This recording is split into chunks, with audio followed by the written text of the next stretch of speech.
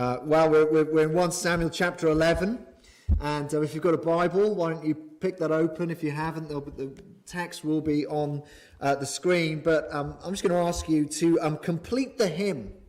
Okay, complete the hymn. So can you guess the missing word in the hymn? As I found this morning, it's really not that difficult. So let's have a go. Amazing grace, how sweet the sound that saved a wretch like me. Well done, saved. Yes. Next one. My Jesus, my Lord, there is none like you. Final one. My debt is paid, the victory won. The Lord is my... Less confident on that one, although lots of you did know it. Well done. The Lord is my salvation. You know, what do we do as we meet Sunday by Sunday? We're sat in this room declaring, or maybe whispering at the moment, that the Lord is our salvation. And how does it go as we get into the car and we drive home? Does it sort of stay here at the church? And we don't really forget the Lord is our salvation. We forget about it until the moment we walk back in the next Sunday morning. I don't know, it feels very distant, doesn't it? When you the alarm goes on Monday morning and you drive into work and there's that spreadsheet and there's that person who really annoys you and it's easy kind of to doubt that what does it mean that the Lord is my salvation in that situation? Or just, you know, the kids are just driving you nuts again, and it's really hard not just to lose your rag again and again and again with them, because they are, quite frankly, being irritating. What does it mean that the Lord is your salvation in that situation? Or maybe you've just, you know, you've been walking with Jesus for years and years and years, and there's that sin, that area in your life, and you just think, I'm just too tired to keep fighting it. I'm just not going to make progress with that anymore. What does it mean that the Lord is your salvation with that issue, with that thing? We all know, if you've been following Jesus any time, that actually the Lord is our salvation. We know there is an eternal salvation we need to be rescued for. There is a day of judgment and there is heaven and hell. And actually, if we're trusting in Christ, we have nothing to fear on that day. But how much does the Lord's salvation, not just something we look forward to, but something that breaks into our daily reality? Well, look, we're in the book of 1 Samuel, and Gary really helpfully gave us a bit of intro as we were reading it. We're following God's people. This is 3,000 years ago. They're going through what is one of the most significant changes in leadership for them that they've had since Moses. And in chapter 8, they said to God, actually, we've had enough of you being our king. We actually want to have a king like the nations now. We want to be like everyone else. We want to live like them. We want a king to save us like them. And we've had the last 2 chapters where we've been introduced to Saul. And Saul initially was a donkey hunter, or more like a donkey loser. He looked very, very impressive. He was literally a head taller than everyone else. And I was just thinking, if you're Welsh, I know maybe it's just me, but I imagine he looked a little bit like this. The Welsh captain, Alan Wynne-Jones. Probably if you're English, you might think he looks a little bit like this. Anthony Joshua, the heavyweight boxer. Or maybe if you're Scottish, not to stereotype, you probably think he looks like this. Braveheart, there he is, Mel Gibson. He's actually Australian, but there we go. Saul was a big hulk of a man. And when presented to the nation, they said, even though a few moments earlier he was hiding underneath the Radley handbags, they said, long live the king. They thought, this is our king. This is the one. And how has his kingship started?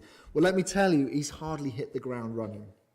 He really has. And even before he gets home, there are dissenting voices. Chapter 10, verse 27, it says this, but some scoundrels said, how can this fellow save us? They despised him, and they brought him no gifts. If you like, the Twitter mob were vocal in their hatred. They said, he looks impressive, but there is no chance he can save us from the enemies that we face. Now, let's be clear. These guys are scoundrels. Verse 27, literally, they are sons of Belial. The last time, if you were with us, 16 months ago, when we looked at the first 7 chapters of 1 Samuel, the last time we met the sons of Belial, they were Hophni and Phinehas. And if you remember, you would never have let your daughters hang out with them. They were bad guys. And these bad guys look at Saul and they say, there is no chance he can save us. Well, their doubt, as we look at chapter 11, clearly runs through the rest of Israel like yeast through a dough. And how do we see that play out? Well, as Israel, as God's people, face a really horrible enemy, a terrible threat. Have a look at chapter 1, verse 11. And Nahash the Ammonite went up and besieged Jabesh Gilead, and all the men of Jabesh said to him, make a treaty with us and we will be subject to you. So here is this town.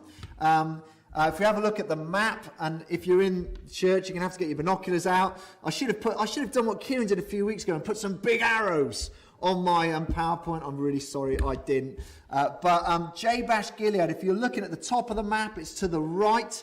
If you imagine all of God's people, Israel, most of them live to the left there of the Jordan River. Jabesh Gilead is there to the right. And if you look at Ammon, where they've come from, the Ammonites, they've come up there. So they are kind of a little bit isolated there in Jabesh Gilead. You know, the River Jordan sort of cuts them off in some ways from the rest of the people of God. And they are confronted with this chap called Nahash. Now, do you know what the name Nahash means? It means serpent. And the more we read, the more you realise he's a bit of a mobster type. He's a bit of a thug. If it was a modern day, I'm sure he'd have a sleeve tattoo of a cobra, and his front teeth would be replaced with gold, and he'd have knuckle dusters. See, when confronted with Nahash and his army, Jabesh Gilead only see one way out, and that is this, verse 1, make a treaty with us, and we will be subject to you. Literally, they are taking things one step further than God's people had. In chapter 8, they said, look, we don't just want to have a king like the nations, we're just going to have a king from the nations, and you're it. And he says, verse 2, fine, I'm really happy to have you as my subjects, but look at how I'm going to treat you. Verse 2, I will make a treaty with you only on the condition that I gouge out the right eye of every one of you, and so bring disgrace on all of Israel. He says, not just the soldiers, men, women, and children. You can be my people. Absolutely. I'd love to have you as my people. But let me tell you what I'm going to do. It's horrific. It's disgraceful. It's wicked. It's humiliating. See, his desire in treating Jabesh Gilead like this is that it reflects badly, ultimately, on the rest of God's people. Do you notice that? I'm going to do this to you, so it brings disgrace to all of Israel, because they're going to look on and they're not going to do anything about it. And also then it will bring disgrace on your God. Your God's special people, look what I can do to you.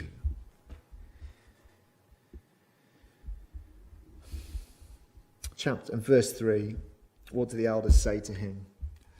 Give us 7 days to try and buy some time. Give us 7 days so we can send messengers throughout Israel. If no one comes to rescue us, to save us, we will surrender to you. They say, look, let's at least send some messages out. And Nahash is so confident, the mobster is so confident that no one's going to come and save them, that he says, fine, just go. It makes it even more humiliating for God's people.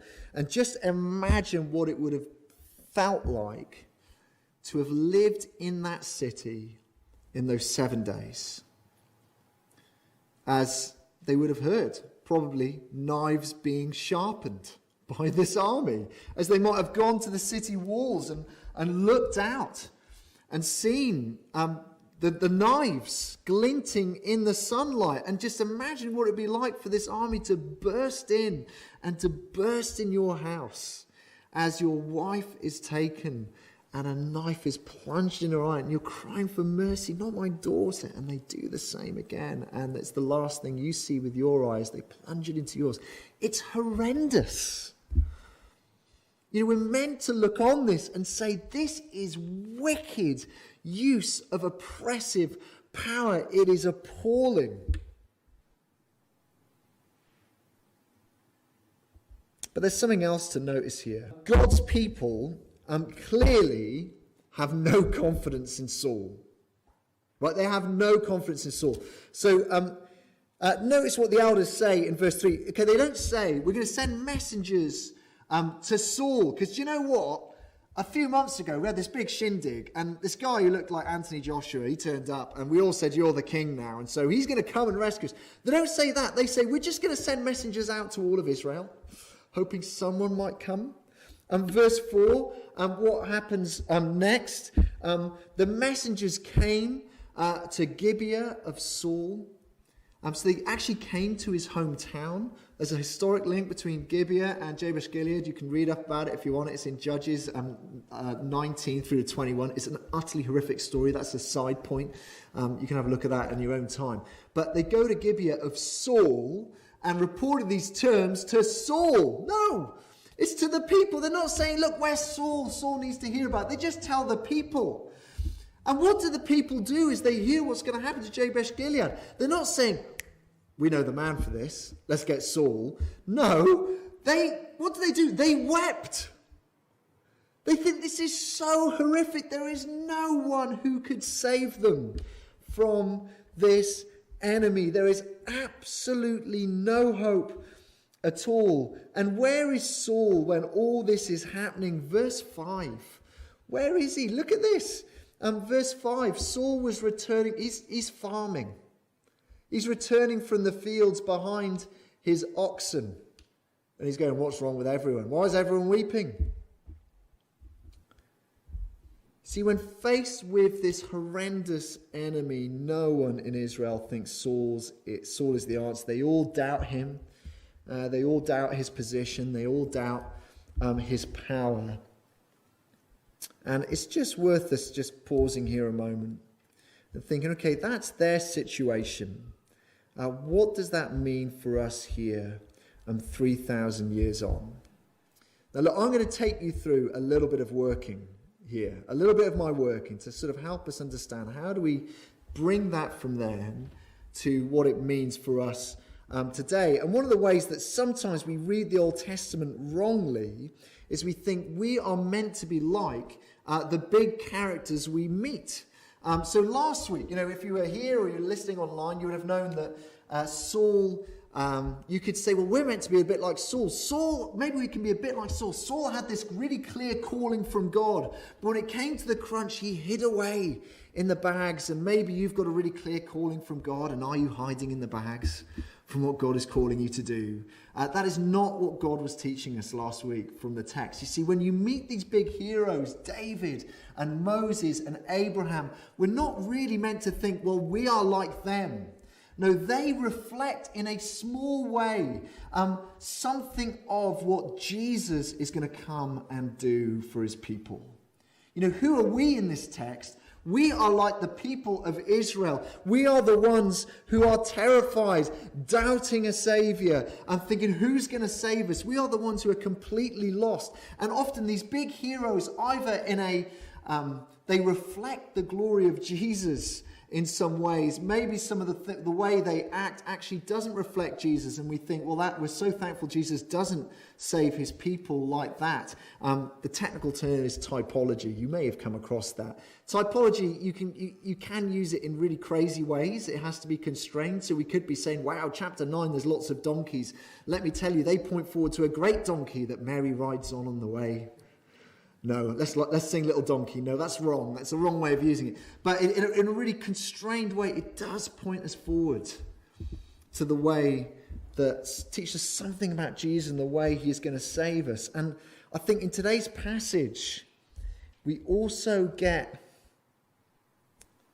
something else that points us forward, because it doesn't just teach us about Christ, but sometimes it helps us to understand the nature of our enemy. See, who do God's people face now? Who wants to humiliate them and control them, and whose name means the serpent? I wonder who you think that could be. See, as we look at Nahash, surely he is a small type of the great tempter, the hater of God's people and God and his glory, the serpent Satan. I'm aware there may be some new people in the church here, and you think, really, what you believe? There is a malevolent force in the world called Satan. And Scripture doesn't ever really justify it. It just states it as being true and a reality. And I kind of want to say to you, look, as you see some things in the world that happen, and you think that there's something supercharged evil about that. It's just beyond wicked. Where do you think that comes from? Where do you think that comes from? When we come to the New Testament, Satan is talked about in lots of ways, but listen to this one way in 2 Corinthians chapter 4, verse 4. See, the God of this age, it's talking about the devil there, the God of this age has blinded the minds of unbelievers, so they cannot see the light of the gospel, the display of the glory of Christ, who is the image of God. It says here, how does Satan entrap people? How does he enslave people? Well, if you like, it's by taking a spiritual knife to their spiritual eyes, blinding them so they can't see Jesus for who he is, his glory, his salvation. See, Satan loves nothing more than spinning lies and lies and lies, both about Jesus and his rescuing power, both about sin and how serious it really is. I think we find him saying, look, this world is all there is, just live for the now. There's always tomorrow to think about death and Jesus, so just put up with it. You've got things to do today. Don't think about it till tomorrow. God's really like a Father Christmas character. He just wants to give you whatever you want. And he's not a righteous judge to whom you're going to be accountable one day. And they're lies. They are lies. Or he tells us, look, there's no harm with just a little porn. It's a victimless activity. Or being faithful to your word. It doesn't really matter in the big picture of things. Because just think about the position you could be in if you compromise here and compromise here. Or you're tired and it's been a hard day and it's fine to lose your rag again and again and again. See, in the words of Kevin Spacey from his character in The Unusual Suspects, a film from the 90s, he says this: the greatest trick the devil has pulled is to convince the world he doesn't exist. See, Satan is a very real enemy for us, and he loves blinding people to the true reality. He hates us. He wants to destroy us. He wants to humiliate us.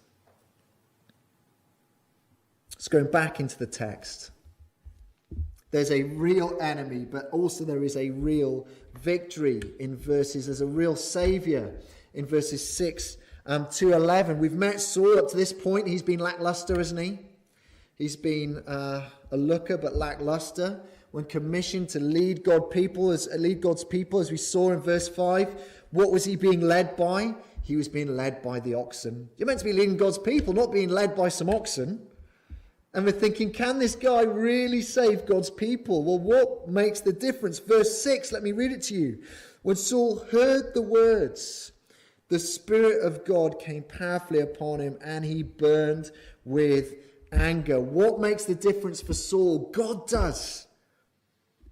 These people are his inheritance. He's not going to transfer ownership of them to another. And so the Spirit of God, verse 6, comes on Saul. And finally he does something. He actually does something.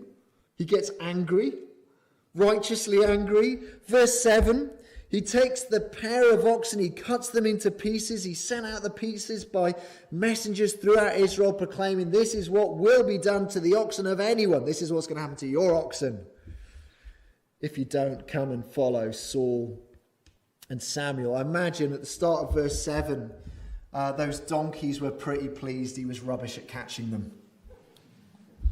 As he gets hold of these oxen and chops them up. And what makes the difference for God's people? Well, God does again. Verse 7, the terror of the Lord fell on the people, and they came out together as one. We get a spirit helped king under God, and a people, 30,000 people from Judah, 300,000 from Israel. They muster as one man at Bezek. They're still the wrong side of the Jordan, as it were, and they get the message off to Jabesh Gilead. The rescuers are on the way. We're on our way, guys. And obviously they are pretty chuffed. And they tell Nahash and his crew, verse 10, what do they say to them? Let me look at it. They said to the Ammonites, tomorrow we will surrender to you. Tomorrow we'll do it. We will surrender to you, and you can do to us whatever you like. Literally, it's whatever is pleasing to your eyes. And we know what's pleasing to their eyes. They want to jab their right eyes out. And verse 11, Saul actually leads. He leads God's people into battle. Verse 11, the next day Saul separated his men into 3 divisions. During the last watch of the night, that would have been somewhere between 2 o'clock in the morning and 6 o'clock in the morning, they broke into the camp of the Ammonites, and they slaughtered them until the heat of the day. Those who survived were scattered, so that no 2 of them were left together. You see, God's people were united under the king as one man, and this nation was scattered, no 2 people left together. It is an utterly, comprehensively, and magnificent victory. See, what we're seeing here is that when God backs his king, salvation is possible. You don't need to doubt him. Even from the worst of enemy, this king who the Twitter haters were saying, there's no chance he can save us. The doubt had worked through all the people of God, making them think we don't need to send for this king. But this king smashes the serpent. He rescues his people from a humiliating and painful enslavement. See, up to this point, chapters 8, 9, and 10, we've kind of thought Saul is going to be a disastrous king. And let me tell you, Saul is going to be a disastrous king. But this is the one high point. This is the one high point. Interesting, I was preaching this in the first service, and it just struck me as I was reading through this. It is a high point, but what needs to happen for him to gather God's people together? He gathers together through fear. I mean, how different is Jesus as he gathers his people together through sacrifice, through personal sacrifice and his love? There is a difference, but the Spirit-anointed King really can rescue his people. And what is the nuance of this text? It's not just saying that God, praise God, that he will save us from a future day of judgment. And that is the salvation we most need through Christ. Okay, we really do need to be saved from hell for heaven. But what is it saying actually as well? He has come to save us from the power of Satan to enslave. And that is in the now. That is in the now. He's here to bring this salvation into our Mondays to Fridays. How does Jesus do that? Well, his life and teaching, they shine a light which disarm the lies of Satan. Jesus' death disarms the accusations of Satan. before a holy God. Because that's what all that Satan really can do to us. He can say, well, look at their sin here, and do you realize they do this and this and this? But Jesus' death has covered every bit of our guilt. God will not condemn us because the accusations, they just hit flat because of Jesus' death. But there's another element as well. The sin that Satan wants to grip us with and tempt us with and be enslaved to because of Jesus' death, that the power of sin in our life now, it's not so overwhelming that things can't change. Romans 6 puts it like this. Let me read it. For if we have been united with Jesus in his death, and a death like his, we will certainly also be united with him in a resurrection like his. If we know our old self was crucified with him so the body ruled by sin might be done away with, that we should no longer be slaves to sin, because anyone who has died has been set free from sin. You see, we have died with Christ, and we really have been raised to resurrection power with Christ. And so those sins, the things that we battle with on the Monday, the gossip you're just desperate to dive into, the salvation of the Lord reaches into that. And Jesus says you don't have to be gripped by that enemy anymore. You know, the desperation just to click on that thing on your phone, and you just feel so gripped by it. There is power of the cross to mean that you don't have to be gripped by that. You know, I know the people in your office are idiots, but there is power, the power of salvation to change us, to make us like Christ, to not be gripped under the enslavement of the lies of Satan. I know lots of you have been Christians for years and years and years. And there'll be things in your life that you just think, Lord, I'm just weary now. I'm just not sure that area I'm ever going to be able to make progress in that area before you call me to glory. And I just want to say to that, do you realize how powerful Jesus' death is? You know, do you need to come back again and say, help me with that? I was reading up about a car called the Bugatti Chiron. I'm sorry, I don't know how I've talked about this car before. There it is. Does that car excite you? Do you know that looks like it's in London, isn't it? Do you know how much that would cost you? $3 million. It goes 0 to 60 in 2.3 seconds. Can you imagine if you were foolish enough to spend all that money on that car? Can you ever imagine only ever driving it at 30 miles an hour? Do you know what? I've got this amazing car and I'm just going to take it on the motorway at 30 miles an hour. It's my fun bus. No, you know, look at all the potential of that car. And you've bought it and you've got it and you're only willing to take it to 30 miles an hour. Now look, I know it's an imperfect illustration. And Jesus gloriously and wonderfully has saved us for an eternity with him from judgment. And that is the greatest part of the salvation. But that salvation does reach into the now. And he does want to take the grip of maybe that sin that you're thinking about. He wants to take that grip away. He wants to change you to make him like you, like him. It's not being enslaved by the lies of Satan. Do you know how people respond at the end of this great victory? Do you know what they do? They all get together at Gilgal. And verse 14, they say, come, let's get together. Samuel says, let's come, let's renew the kingship. What is he saying there? Let's renew our commitment to the king. Let's renew our commitment to his saving power. Let's renew our confidence. No more we doubt you. The saving Son of God. You can actually help me this week, this Monday, this Tuesday with what I'm wrestling with.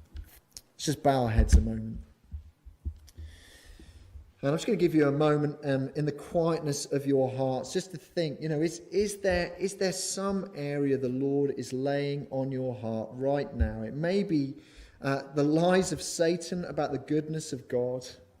It may be the lies of Satan about some behavior that you've just become familiar with and you just think, it's okay for me to live like that when it really isn't. And maybe you say, Lord, help me to make progress here. Or help me to have confidence to go and talk to another Christian just to confess this and say, please help me. I'm just going to give you a few moments to respond to in the quietness in your own heart. And then after some time, the band will strike up, "The Lord is my salvation." And we'll remind ourselves of that hope. Some moments of quiet.